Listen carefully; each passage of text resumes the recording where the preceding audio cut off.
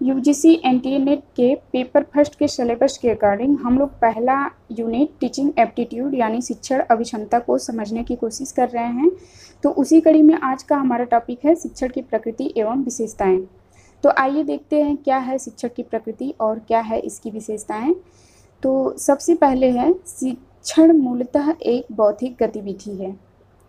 शिक्षण मूलतः एक बौद्धिक गतिविधि है।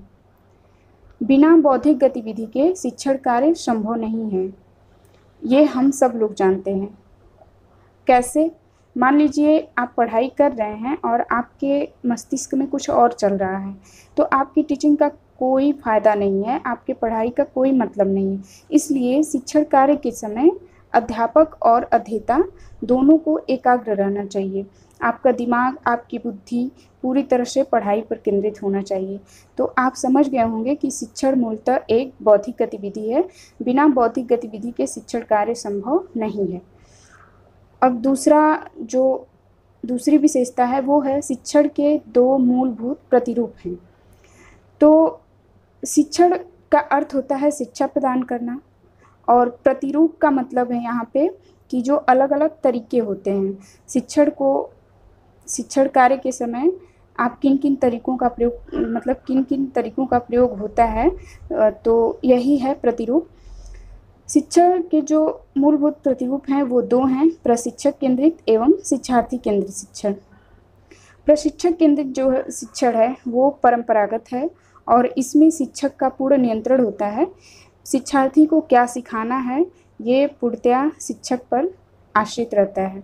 शिक्षार्थी पूर्ण रूप से शिक्षक पे ही निर्भर रहता है। और जो शिक्षार्थी केंद्रित शिक्षण है तो इस विधि में शिक्षार्थी स्वयं उत्तरदायी होता है सीखने के लिए कि वो क्या सीखना चाहता है, क्या पढ़ना चाहता है, इसके लिए वो स्वतंत्र होता है। इसमें शिक्षक का कार्य जो है वो सीखने के जो वातावरण होता है और एक सहायक के रूप में शिक्षक कार्य करता है। वो अनुदेश नहीं देता है, शिक्षार्थी स्वयं स्वतंत्र रूप से अपनी जो भी चाहता है वो सीखता है। तो प्रशिक्षक केंद्रित एवं शिक्षार्थी केंद्रित शिक्षण यही दो हैं शिक्षण के मूलभूत प्रतिरूप। अगली जो प्रकृति है शिक्षण की वो है शिक्षण के विभिन्न स्तर हैं। तो शिक्षण के विभिन्न स्तर हैं और इसको हम लोग विस्तार से चर्चा करेंगे। शिक्षण के जो स्तर हैं वो मूल रूप से तीन हैं। एक है स्मृति स्तर और दूसरा है अवबोध स्तर और तीसरा है चिंतन स्तर। स्मृति स्तर सबसे प्रारंभिक अवस्था होता है। अवबोध स्तर जो है उसमें समझना होता है, मतलब स्मृति के बाद जो स्टेज आता है वो अवबोध स्तर का आता है और उसके बाद हायर लेवल पे चिंतन स्तर का आता है। तो इसको हम लोग विस्तार से पढ़ेंगे। उसके बाद है शिक्षण पाठ्यचर्या एवं पाठ्यक्रम के अनुसार होता है। शिक्षण जो है वो पाठ्यचर्या एवं पाठ्यक्रम के अनुसार होता है। अब पाठ्यचर्या एवं पाठ्यक्रम क्या होता है, तो शिक्षक को क्या पढ़ाना है, वो कितने दिनों में पढ़ाना है, यह पाठ्यचर्या या पाठ्यक्रम निर्धारित करती है।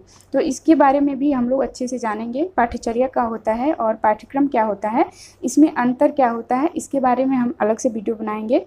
तो यहाँ पे आप देख रहे हैं कि शिक्षण की जो मूलभूत प्रकृति है एवं विशेषताएं हैं सबको हमने यहाँ पे लिखा हुआ है। और इसी का अगर आप विस्तार से अध्ययन कर लेते हैं तो जो टीचिंग एप्टीट्यूड का जो 50% पार्ट आपका यहाँ से तैयार हो जाता है। यहाँ से बहुत ज़्यादा प्रश्न आता है। अब अगली जो विशेषता है वो है शिक्षण का वातावरण गतिशील होता है। शिक्षण का वातावरण गतिशील कैसे होता है, तो शिक्षण समय और स्थान के अनुसार बदलता रहता है। शिक्षण कार्य को बहुत सारे ऐसे कारक हैं जो प्रभावित करते रहते हैं, जैसे राजनैतिक कारक, आर्थिक कारक, सामाजिक कारक, ये सारे कारक शिक्षण को प्रभावित करते हैं। तो इसलिए शिक्षण का जो वातावरण है वो गतिशील होता है। उसके बाद अगली विशेषता है शिक्षण अधिगम, अनुदेश, प्रशिक्षण इत्यादि का परस्पर घनिष्ठ संबंध है।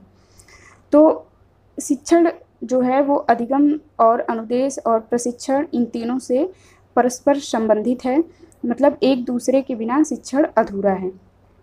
अगली विशेषता है शिक्षण विज्ञान के साथ साथ कला भी है।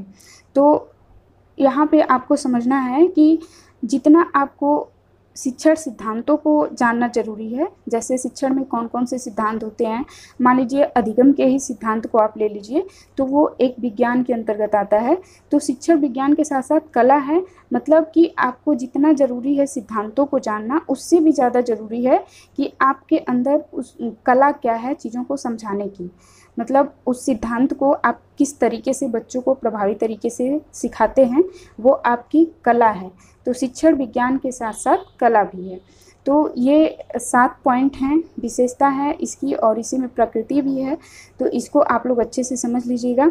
अब हम जो शिक्षण के स्तर हैं इन पे विस्तार से चर्चा कर लेते हैं, क्योंकि ये दोनों ऊपर वाले आपको समझ में आ गया होगा। उसके बाद हम लोग शिक्षक पाठ्यचर्या एवं पाठ्यक्रम के बारे में चर्चा करेंगे अच्छे से। फिर अनुदेशन प्रशिक्षण, इसके बारे में भी अच्छे से बताएंगे। तो आज के वीडियो में हम लोग शिक्षण के विभिन्न स्तर को समझ लेते हैं, क्या क्या हैं शिक्षण के स्तर। तो शिक्षण के स्तर को मुख्य रूप से 3 स्तरों में विभाजित किया गया है। एक शिक्षक विषय वस्तु को किन किन तरीकों के माध्यम से छात्रों तक पहुंचाता है, यही होता है शिक्षण के स्तर। तो आप देख रहे हैं, पहला है स्मृति स्तर, मेमोरी लेवल, अवबोध स्तर, अंडरस्टैंडिंग लेवल, और चिंतन स्तर, रिफ्लेक्टिव लेवल। और इन्हीं स्तरों का प्रयोग करके कोई भी बच्चा सीखता है। स्मृति स्तर में क्या होता है, तो शिक्षण के स्मृति स्तर के मुख्य प्रस्तावक हर्बर्ट हैं। हर्बर्ट एक विद्वान हैं जो स्मृति स्तर पर जोर देते हैं, और ये ही सबसे पहले स्मृति स्तर को परिभाषित किए थे। एक शिक्षण अधिगम यह जो है शिक्षण अधिगम प्रक्रिया का प्रारंभिक चरण है। तो हम लोग जब कोई भी चीज़ अधिगम करते हैं या सीखते हैं तो सबसे पहले हम उनको याद करते हैं। जैसे छोटे बच्चों का जो प्रारंभिक रूप से अभी अपने शिक्षा का मतलब तैयारी कर रहे हैं या अभी तुरंत पढ़ना सीख रहे हैं, तो वो सबसे पहले चीज़ों को कंठस्थ करते हैं। तो तथ्यों को कंठस्थ और अभ्यास करने के लिए प्रेरित करता है स्मृति स्तर। और इस स्तर पर मूल्यांकन प्रणाली में मुख्य रूप से मौखिक, लिखित और निबंध प्रश्नों की परीक्षा को सम्मिलित किया जाता है। तो अगर इस स्तर की लेवल से अगर आप पढ़ाई कर रहे हैं तो इसका मूल्यांकन आप मौखिक रूप से कर सकते हैं, लिखित रूप से कर सकते हैं, और निबंधात्मक प्रश्नों की सहायता से कर सकते हैं। तो यहाँ पे आप समझ रहे हैं कि स्मृति स्तर जो है वो प्रारंभिक स्तर है। इसमें चीज़ों को रटा जाता है, कंठस्थ किया जाता है। उसके बाद जो दूसरा आता है वो है अवबोध स्तर। तो अवबोध स्तर जो है वो मॉरिसन इसके मुख्य प्रस्तावक हैं। अवबोध स्तर के प्रस्तावक मॉरिसन हैं। अंडरस्टैंडिंग लेवल, इनके अनुसार तथ्यों को न केवल याद रखना बल्कि उन्हें समझना भी है। तो पहले स्टेज के बाद जो दूसरा स्टेप आता है वो होता है तथ्यों को याद करने के बाद उनको समझना, उनको मतलब समझ कर याद करना। तो ये दूसरा स्तर है। इस स्तर में उद्देश्य विषयों में दक्षता प्राप्त करने एवं सामान्यीकरण की क्षमता को विकसित करना है। सामान्यीकरण का अर्थ है अवधारणाओं, सिद्धांत, संकल्पना, परिभाषाएं आदि को समझने की क्षमता का विकास, जैसे न्यूटन के सिद्धांत, शिक्षण के सिद्धांत, संविधान क्या होता है इत्यादि। यह छात्रों के बौद्धिक विकास के लिए अधिकतम अवसर प्रदान करता है। तो अवबोध स्तर में जो जितने भी सिद्धांत होते हैं या चाहे जो भी चीज़ें हैं जो पढ़ने से रिलेटेड है, उसको बच्चा समझता है, ना कि उसे रटता है या उसे कंठस्थ करता है, बल्कि वो समझकर उन चीज़ों के बारे में कल्पना करता है, अपने बौद्धिक विचारों का जो है प्रयोग करता है, और जिससे उसका बौद्धिक विकास अच्छे से होता है और हायर लेवल पे उसका बौद्धिक विकास होता है। इस स्तर पर मूल्यांकन प्रणाली में मुख्य रूप से लघु उत्तरी प्रश्न, वस्तुनिष्ठ प्रश्न सम्मिलित किए जाते हैं। तो इसमें जो अवबोध या ग्रहण स्तर होता है, इसमें बच्चा समझ के चीज़ों को याद रखता है, और अगर इसका आपको मूल्यांकन करना है तो आप लघुत्तरी प्रश्नों के माध्यम से, वस्तुनिष्ठ प्रश्नों के माध्यम से बच्चों का मूल्यांकन कर सकते हैं।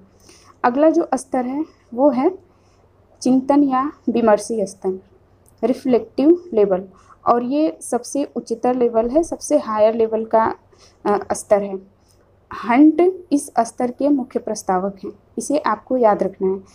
तो यह शिक्षण का उच्चतम स्तर है। स्मृति स्तर एवं ग्रहण स्तर दोनों इसका आधार हैं।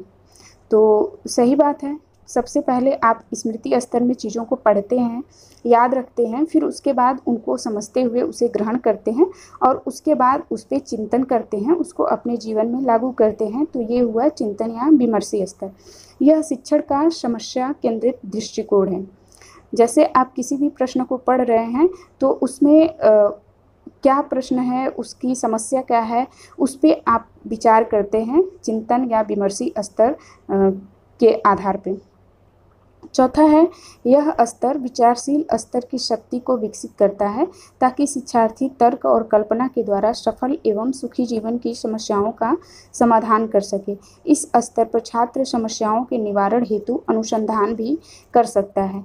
तो इस स्तर का अगर छात्र है हायर लेवल का, तो उसके सामने कोई भी समस्या आती है तो वो उसके ऊपर अनुसंधान करता है, रिसर्च करता है और उसका समाधान ढूंढ लेता है। तो ये हुआ चिंतन का विमर्शी स्तर। तो आप देख रहे हैं शिक्षण के 3 स्तर हैं। पहला है स्मृति स्तर, दूसरा अवबोध स्तर और तीसरा है चिंतन स्तर। तो अगले वीडियो में हम पाठ्यचर्या और पाठ्यक्रम में जो अंतर होता है उसके बारे में आपको बताएंगे कि पाठ्यचर्या क्या होता है और पाठ्यक्रम क्या होता है।